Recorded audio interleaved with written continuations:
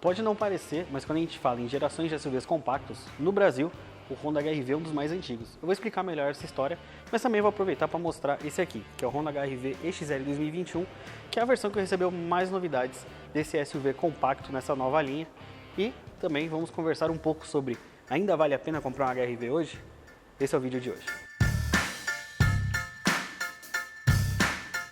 Bom, vamos começar com o que mudou nesse HR-V EXL 2021, né? Se vocês procurarem aqui no canal, tem um vídeo do Civic EXL e também do HR-V Touring e vocês vão perceber alguma semelhança desse carro com aqueles. Primeiro, assim como aconteceu com o Civic, a versão EXL do HR-V agora também tem os faróis Full LED, assim como os faróis de neblina Full LED. Era uma coisa que os clientes queriam no carro, até acabavam colocando como um acessório aftermarket, mas muitas vezes não queria pular para o Touring, que é consideravelmente mais caro do que o EXL. Outro ponto é que o próprio farol de neblina assume um formato diferente, né? Dá para perceber aqui que não é mais aquela peça redonda. Isso também aconteceu no HR-V Touring. E a roda de 17 polegadas também é uma novidade do HR-V XL e também do Touring. O que aconteceu? A Honda acabou adotando o mesmo desenho de roda 17 polegadas que é usado no HR-V na Europa. Por quê? Porque os clientes que compravam as duas versões topo de linha, XL e a Touring, reclamavam que a roda era exatamente a mesma que encontravam nas versões, inclusive na versão de entrada, que era bem mais barata. Então a Honda, para essas duas versões, adotou esse desenho de roda 17 polegadas. O resto do carro mantém o mesmo em design, né? Os retrovisores têm rebatimento elétrico, esse visual que para mim ainda é um visual bem atual da carroceria do HR-V também continua. E ele também tem as coisas de design que foram aplicadas na reutilização lá em 2019. Mesmo assim, ele é um carro que, se a gente for pensar como um carro que foi lançado na geração dele em 2015, particularmente eu ainda acho o design dele um dos mais bonitos quando a gente fala dentro da categoria dele. E quando a gente vai para a parte mecânica do HR-V XL, apesar dele ter agora elementos do Touring, ele ainda não adotou o motor 1.5 turbo. Ele continua com esse 1.8, que por mais que seja um motor aí que tem um bom número de potência e torque, ele é um motor mais antigo quando a gente olha para o resto do segmento. O segmento está indo bastante para os motores turbo e para os motores que são aspirados, eles são um pouquinho mais modernos. Por quê? Esse motor aqui, ele já é um velho conhecido do pessoal, principalmente o pessoal de Civic, e ele é um motor que, por exemplo, apesar de ser uma construção toda em alumínio, é um motor com um comando único no cabeçote. Um único comando toca admissão e escape e, apesar dele ter variador, ele já começa a ficar atrás aí de outros motores, né? Muito se pede que o HR-V tivesse pelo menos o 2.0 que está no Civic, que é mais ou menos a mesma geração de motor, apesar também de ser um motor de comando único, ainda ele teria mais potência. E se a gente for pensar que ele não é um carro pequeno, é um carro já de um porte muito próximo de um carro médio e que tem uma proposta familiar, até que faria sentido, mas eu vou falar um pouquinho melhor de motor quando a gente for dar uma volta com ele.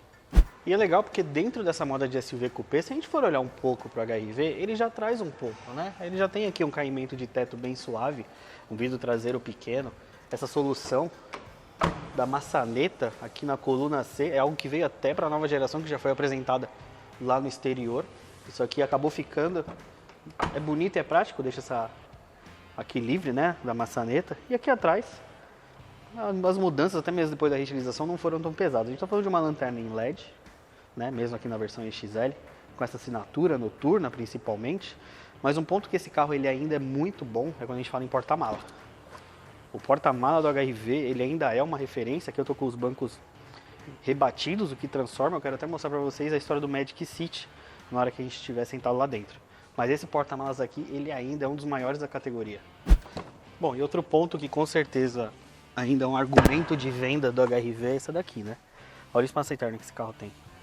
Já falei isso em outros vídeos, mas mesmo com os concorrentes mais novos vindo, ele ainda chama muita atenção, principalmente aqui o espaço para as pernas, para ombros, né? O HR-V ele tem um porte já um pouquinho mais próximo dos SUVs médios, né? Não chega a ser um Compass, mas ele é maior do que a gente for olhar um T-Cross, um Renegade, né? E isso aqui é o principal argumento de venda, né? Isso aqui. E ele também tem o Magic Seat, né? Aqui eu deixei o banco rebatido, vou mostrar para vocês a função famosa Magic Seat, mas para quem não conhece vale. O tanque de combustível dessa plataforma está aqui na frente dos dois bancos dianteiros. Ou seja, aqui embaixo eu abro um espaço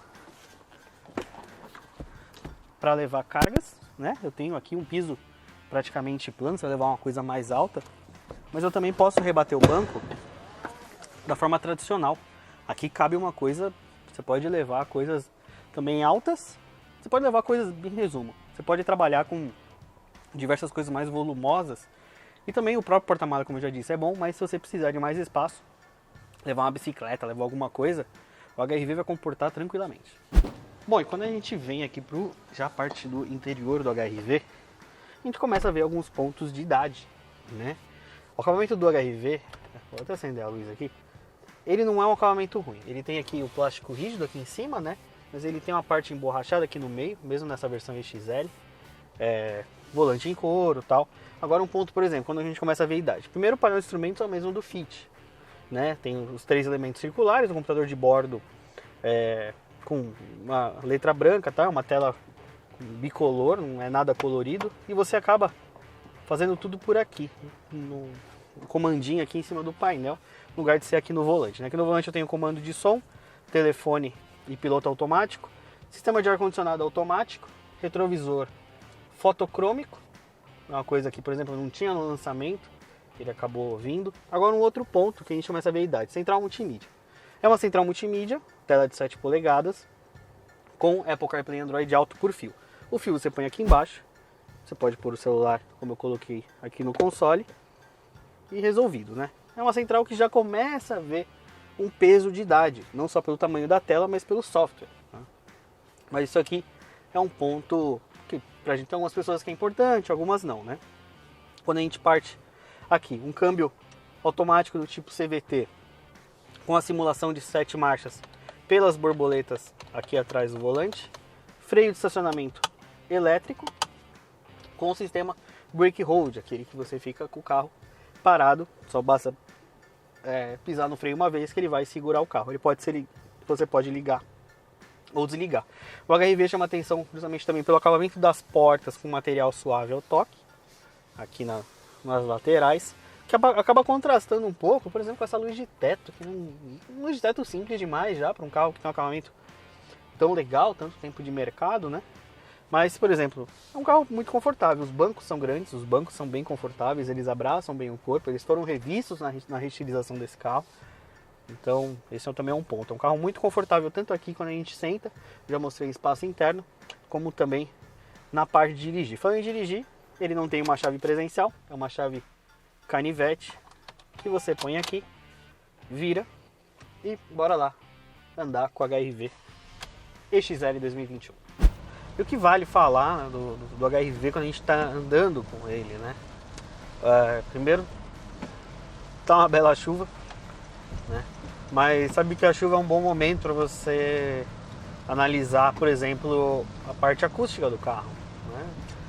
Quantidade de barulho que você ouve do chão com a água, barulho que você ouve na carroceria.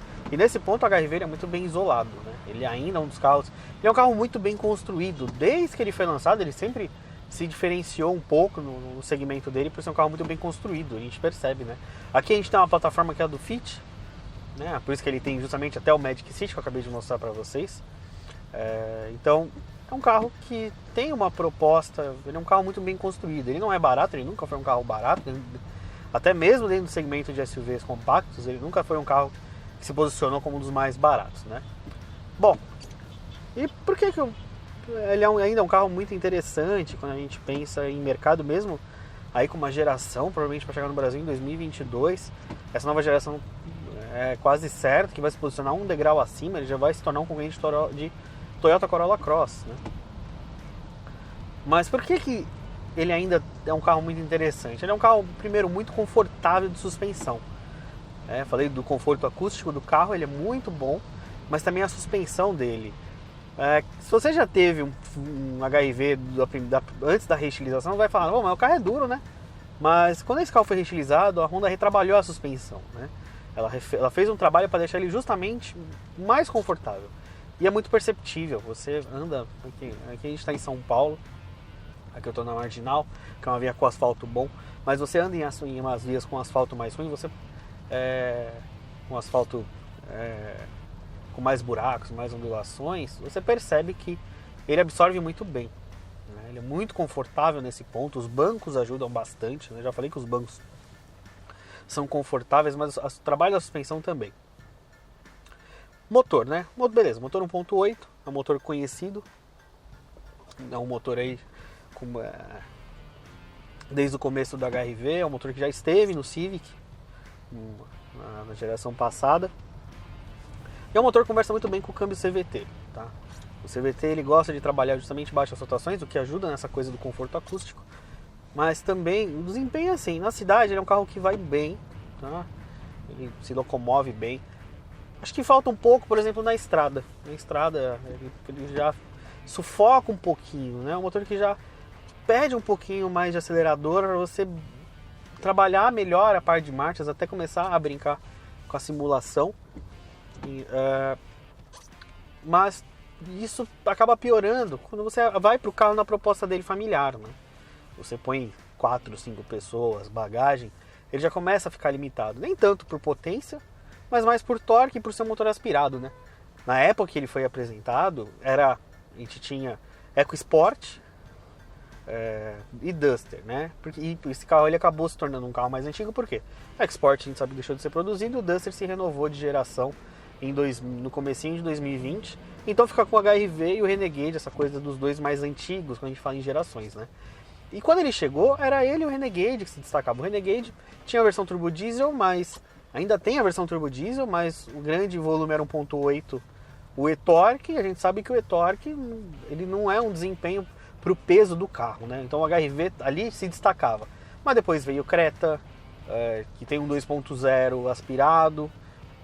Logo em seguida também aí veio o Kicks, que apesar de 1.6 aspirado, ele é um carro mais leve, um carro com porte um pouco menor. E também depois vieram os turbos, né? A gente está falando de T-Cross, a gente está falando do Chevrolet Tracker, tanto na geração anterior com 1.4, como na atual geração com 1.0 e 1.2. E para você ir pro HR-V Turbo, o Touring, a gente está falando de um salto aqui que um dia já foi um salto pequeno, era um salto que não chegava a 10 mil reais, hoje é um salto na faixa dos 20. Então, tudo bem, no Touring você vai levar um interior claro, uma partida por botão, um teto solar panorâmico, alguns itens, mas se você olha o pacote, o EXL, ele é mais interessante que o Touring, a não ser que você queira motor. Talvez esse seja o ponto, e até por isso, até pela diferença de preço dos dois já ter crescido do que era do passado, a Honda fez esse trabalho de colocar, por exemplo, os faróis de LED no EXL, assim como aconteceu no próprio Civic EXL na comparação com o Touring, né? Então tem esse ponto. Bom, então a conclusão é o seguinte: o HR-V ele é um carro ainda interessante no mercado, tá? O EXL ganhou os equipamentos para a linha 2021. Ele é um carro que, particularmente, eu acho ele até mais bonito que a nova geração que foi apresentada no exterior. Ele é um carro com uma identidade muito mais legal, se a gente olha visualmente. O acabamento é bom, um bom espaço interno, um motor ok, não vou dizer que é um motor que, nossa, o melhor motor do segmento, é um motor ok, tá ali na média, mas esse carro aqui, se a gente for pensar em importância para o mercado e tudo mais, ele é um carro que sim, merecia ter um motor turbo em mais versões. E também, lógico, vamos ficar de olho aí para a próxima geração. Como eu já disse, é uma geração que deve subir a categoria justamente para entrar um carro, um modelo, para entrar na categoria de SUVs compactos, né? E aí, o que vocês acharam do Honda HR-V EXL 2021? Acha que é uma melhor opção ao Touring, né? Para quem principalmente só quer os faróis diferentes? Comenta aí embaixo, deixa seu like no canal, ativa a notificação, pega um pouco de trânsito igual eu tô pegando aqui na chuva e a gente se vê numa próxima. Valeu!